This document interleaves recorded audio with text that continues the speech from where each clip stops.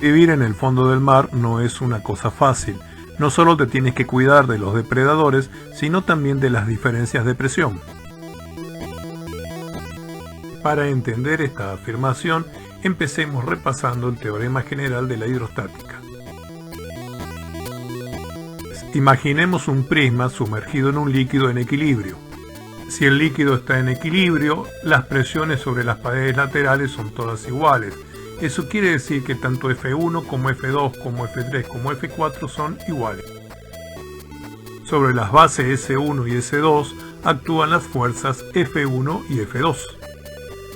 Para que el equilibrio se mantenga, F2 debe ser mayor que F1, pues debe soportar también el peso del prisma. Es decir, que F2 será igual a F1 más el peso del prisma.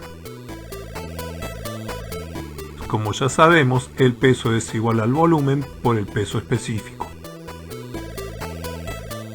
A su vez, el volumen es igual a la superficie por la altura. Reemplacemos el volumen calculado en la fórmula del peso. Nos queda así que el peso es igual a la superficie por la altura por el peso específico. Reemplazando la primera igualdad, resulta que la fuerza F2 es igual a la fuerza F1 más la superficie del prisma por la altura por el peso específico. Agrupando ahora las fuerzas a la izquierda del igual, nos queda que F2 menos F1 es igual a la superficie por la altura por el peso específico. Para que la fórmula no dependa de la superficie, dividimos ambos miembros por este valor. Al hacer esto, vemos que a la derecha se simplifica una con otra. Mientras que en el miembro a la izquierda del igual aplicamos propiedad distributiva. Nos queda así F2 sobre S menos F1 sobre S. Como fuerza sobre superficie es presión, nos queda entonces presión 2 menos presión 1 igual a la altura por el peso específico. Si a la presión 2 le restamos la presión 1, obtenemos el diferencial de presión. El teorema general de la hidrostática dice que la diferencia de presión entre dos puntos es igual al peso específico del líquido por la distancia que los separa.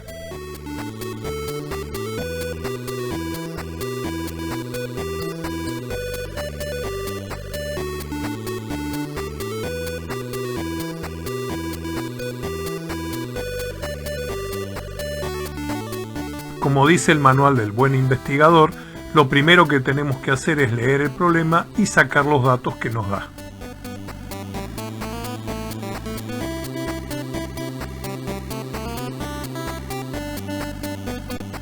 El siguiente punto es plantearnos qué es lo que queremos saber, o sea, cuál es la incógnita. En nuestro caso es conocer F2, la fuerza en el fondo del mar.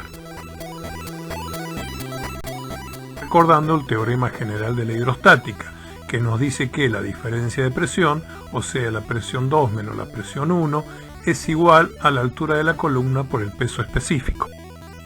Reemplazando los datos conocidos, nos queda que P2 menos 0 es igual a 10 metros por 10,1 kN sobre metro cúbico. Recordemos siempre ser cuidadosos con las unidades.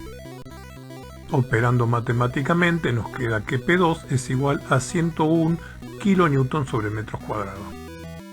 Recordemos que la presión P2 es igual a la fuerza 2 sobre la superficie. Despejando obtenemos que la presión 2 por la superficie es igual a la fuerza 2. Reemplazando valores, calculamos el valor de F2 como 101 kN sobre metros cuadrados por 0,5 metros cuadrados. Esto nos da los 50,5 kN, que es el valor de F2. Resumiendo, el teorema general de la hidrostática nos dice que la presión aumenta con la profundidad.